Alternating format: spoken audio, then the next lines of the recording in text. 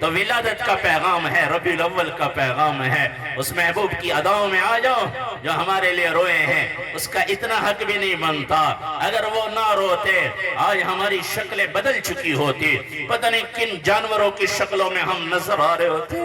یہ تو اس مدینے والی سرکار کا ہم پر احسان ہے کہ جو روتے روتے نہ اولاد کا سوال، نہ ازواج کا سوال، نہ اہل بیت کا سوال، نہ اپنے اصحاب کا سوال، یا اللہ میرے امت، یا اللہ میرے امت، یا اللہ میرے امت، کیا اس نبی کا اتنا حق ہم پر نہیں کہ ہم اس نبی کی سنت زندگی اپنا لیں؟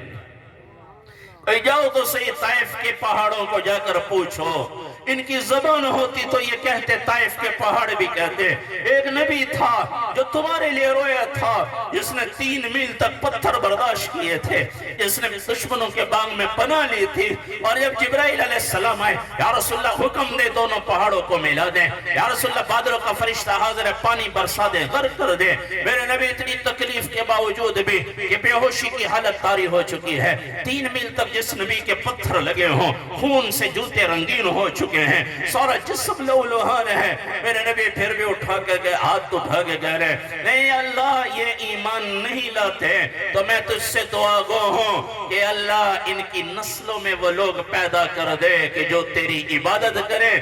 یہ نبی کی دعا کا نتیجہ ہے کہ آج میں اور آپ مسلمان بنے بیٹھے۔ کیا اس نبی کا اتنا ہم پر حق نہیں ہے؟ یہاں کسی کے زندہ باد کے نعرے لگا دو، وہ اس کے ڈیرے پہ جاؤ میرا یہ کام کر دو، ہاں ہاں یہ میرا سپورٹر ہے، چاہے گناہ کر کے آیا ہے، جرم کر کے آیا، پھر بھی تھانے میں جا کے ان کی سفارشیں کرواتے ہیں۔ اور وہ نبی جو قیامت کے دن حقیقی سفارشی بن کر حاضر ہوں گے، جن کو اللہ فرمائیں گے سل تو تھا، میرے نبی مانگیے جو مانگو گے دیا جائے گا، اشفع تو شفع، جس کی شفاعت کرو گے شفاعت قبول ہے۔ کوئی نہیں آئے گا قیامت کے دن ایک اللہ کے حبیب آئیں گے شفاعت کرنے، تو کوئی ان کی زندگی تو لے کر جائیں کہ قیامت کے دن اللہ کے نبی ہمارے سفارشی بن کر حاضر ہوں، قیامت کے دن اللہ کے نبی کا سامنا تو کر سکیں۔ تو بھائیو یہ ولادت کا پہلا پیغام ہے۔ دوسرا پیغام، میرے نبی دنیا میں تشریف لائے، سیدھے لیٹے ہوئے، اللہ آمنہ رضی اللہ عنہ فرماتی ہیں ابھی آئے ہیں دنیا میں تھوڑی دیر ہوئی ہے، آپ نے دائیں بازو پر زور دیا اور الٹا بازو بایاں بازو یوں ہوا میں اٹھا ہے، آپ نے یوں کروٹ بدلے اور پہلا کام دنیا میں آ کر ہمارے نبی سجدے میں چلے گئے۔ سجدے میں یہ ربیع الاول کا پیغام ہے، یہ میلاد کا پیغام ہے، یہ ولادت کا پیغام ہے۔ میں 4-5 سال پہلے مظفر گڑھ ایک اکیڈمی میں بیان کر رہا تھا، 12 ربیع الاول کا دن تھا، مغرب کے بعد میں نے کہا میرا کام نہیں تنقید کرنا، نہ یہ ممبر اس لیے ہے کہ کسی پر تنقید کیے جائے، کسی کو منافق کافر کہا جائے، ہم تو ممبر سے آج گالیاں نکل رہی ہیں، انہیں دین کا نہیں پتا، نبی کی سیرت کا پتا نہیں، میرے نبی کے گھر والوں پر تہمت لگی، اما عائشہ رضی اللہ عنہا پر جو سچوں کا گھرانہ، بڑی مجلس میں صحابی پوچھ رہے عمر بن عاص، یا رسول اللہ کس سے محبت ہے؟ میرے نبی نے فرمایا مجھے عائشہ سے محبت ہے۔ تہمت لگی، پتہ ہے کون ہے تہمت لگانے والے، میرے نبی ممبر پر تشریف لائے، نام نہیں لیا، میرے نبی نے فرمایا کچھ لوگ ہیں جو مجھے میرے گھر والوں کے بارے میں ستا رہے ہیں، تکلیف دے رہے ہیں، نام پتہ تھا کون ہے، نام نہیں لیا، یہ امت کو پتہ چلے یہ ممبر اس لیے نہیں ہے، یہ ممبر یہ گالی گلوچ کے لیے نہیں ہے، یہ منافق اور کفر کے فتوے کے لیے نہیں ہے، وہ اللہ کے پاس پیمانہ ہے، کسی انسان کے پاس پیمانہ نہیں ہے۔ ہمارے استاد محترم محترم جمیل صاحب فرمانے لگے، لوگ کہتے ہیں یہ وہ گانے گانے والی ملکن ترنم نور جہاں 27 رمضان کو کیوں انتقال ہوا؟ لوگ کہہ رہے ہیں یہ تو گانے گاتے تھے، کہنے لگے میں نے کہا یہ تو اللہ کو پتہ ہے، لوگوں کے سامنے گانے گایا کرتی تھی، کیا پتہ چھپ چھپ کے اللہ سے وہ کیا راز نیاز کی باتیں کر رہی تھی، کسی کو پتہ ہے۔ تو ظالم ایک بادشاہ جا رہا تھا، ظالم راستے میں کتا دیکھا، سردی کے موسم تھا، ٹٹر رہا تھا، کانپ رہا تھا، اس نے خادم کو حکم دیا اس کو گھر لے جاؤ اور وہاں میرے مکان پہ محل میں لے جاؤ، پھر واپس آیا، وہ غلام کو بلایا، اس کو تیل لگوایا، اس کے وہ سردی میں سے بچایا، آگ وغیرہ، پھر وہ اس کو کھلایا پلایا، تندرست ہوا تو اس کو چھوڑ دیا، انتقال ہو گیا۔ کسی اللہ والے نے خواب میں دیکھا، کیا ہوا؟ کہنے لگے اللہ نے اپنے سامنے کھڑا کیا اور اللہ کہنے لگے، اللہ نے فرمایا تو میرے نزدیک کتا تھا تو کتے جیسے عمل کرتا تھا، ظالم تھا، پھر میں نے تجھ پر ایک کتے کو مسلط کر دیا، تو نے میری مخلوق پر رحم کیا، جا آج میں تجھ پر رحم کرتا ہوں۔ یہ معیار اللہ کے ہاں ہے، اللہ کس کو بخش دے کس کو، ہم تو مردوں کو بھی نہیں چھوڑتے۔ جی فلانا مر گیا جہنم چلا گیا، جس نے کلمہ پڑھا ہے، کلمہ۔ میرے نبی ایک صحابی ہیں، ایک آدمی کافر کے پیچھے بھاگے، جب اس کو تلوار مارنے لگے زد میں آ گیا، اس نے کلمہ پڑھ لیا، پھر بھی اس نے تلوار چلا دی۔ وہ صحابی جب میرے نبی کے پاس آئے، اللہ کے نبی نے منہ پھیر لیا، یا رسول اللہ اس نے موت کی خوف کی وجہ سے کلمہ پڑھا تھا۔ میرے نبی نے فرمایا کیا تو نے دل چیر کے دیکھا تھا؟ دل چیر کے دیکھا تھا کہ موت کے خوف سے پڑھا ہے؟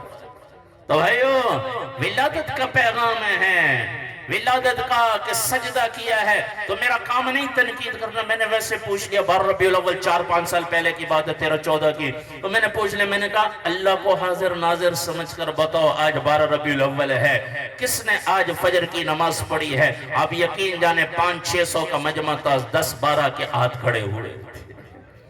ہمارے نبی تو ولادت کے دن وہ سجدہ کریں، رحلت کے دن دنیا سے جاتے سجدہ کریں، کبھی سجدہ نہیں چھوڑا۔ ہم مسلمان ولادت بھی مناتے ہیں، ہم مسلمان ہیں، ہمیں رحلت کا بھی غم ہے، لیکن نماز کے قریب نہیں جاتے۔ تو آپ بتاؤ پھر غیروں میں اور ہم میں فرق کیا رہ گیا؟ تو آج سے کم از کم نیت کریں کہ انشاءاللہ آج کے بعد نماز کبھی نہیں چھوڑیں گے۔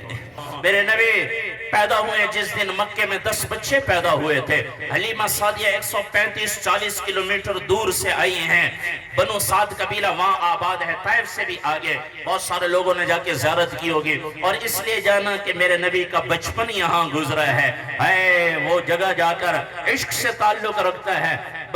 طائف میں اس لیے جانا کہ یہاں میرے نبی کو میری وجہ سے پتھر لگے، یہاں میرے نبی کے قدم مبارک لگے ہیں، ان کی زیارت کرنا بھی عبادت ہے۔ تو وہاں سے آئی ہیں، بچے اور لے لیے، حلیمہ سعدیہ شام ہو گئی، باقی قافلے والے چلے گئے، خاوند کو کہنے لگے ذرا دودھ لے آؤ میں بچوں کو پلاؤں، اپنا بچہ بھی ہے دودھ پیتا، اور اللہ کے نبی کو بھی گود میں لیا ہے، تو اللہ کے نبی کو دودھ پیا، پھر اللہ کے نبی کو دودھ پلانے لگی، تو پہلے اللہ کے نبی کو چھاتی سے لگایا، سیدھی طرف لگایا، میرے نبی نے دودھ پیا، پھر وہ ادھر سے ہٹا کے دوسری طرف لگانے لگے، تو میرے نبی نے دودھ نہیں پیا، ایک طرف کا پیا ہے چھاتی کا، دوسری طرف کا نہیں پیا۔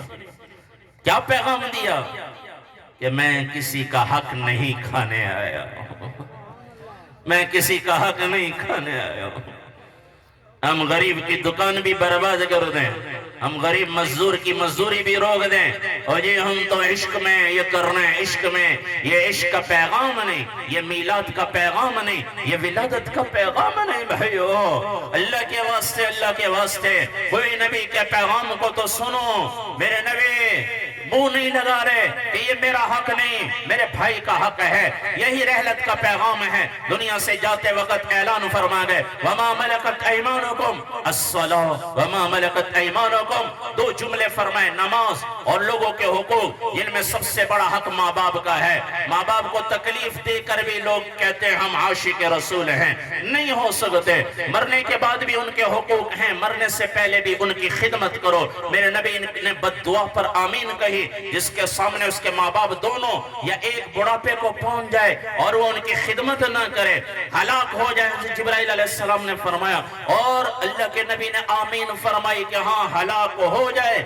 کہ زندگی میں ان کا حق ہے ان کی خدمت کی جائے۔ میرے نبی سے پوچھا گیا رسول اللہ کیا کوئی اللہ کے راستے میں خرچ کرنے سے بھی افضل کوئی مال ہے؟ میرے نبی نے فرمایا ہاں، آدمی کا کمایا ہوا وہ مال جو ماں باپ پر خرچ کرتا ہے، ان کی زیارت کرو تو مقبول حج عمرے کا ثواب، ان کی خدمت کرو تو جنت ملتی ہے۔ پھر دنیا سے چلے گئے تو دنیا سے ایک صحابی آیا، رسول اللہ میرے ماں باپ دنیا سے رخصت ہو گئے، کیا ان کا مجھ پر حق ہے؟ میرے نبی نے فرمایا ہاں، ان کا تذکرہ خیر کیا کرو۔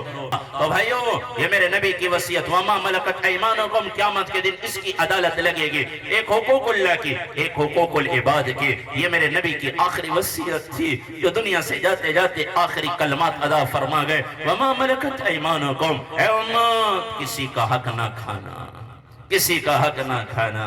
تو ربیع الاول یہ چلا جائے گا، گزر جائے گا جیسے باقی مہینے گزرے، لیکن جو یہ پیغام اپنا لے گا کہ آج کے بعد نہ حقوق اللہ میں کمی آنے دوں گا نہ حقوق العباد میں، وہی سچا عاشق ہے. اور مرنے کے بعد پتہ چلے گا قیامت کے دن کہ اللہ کے نبی اس کے لیے سفارشی بن کر حاضر ہو.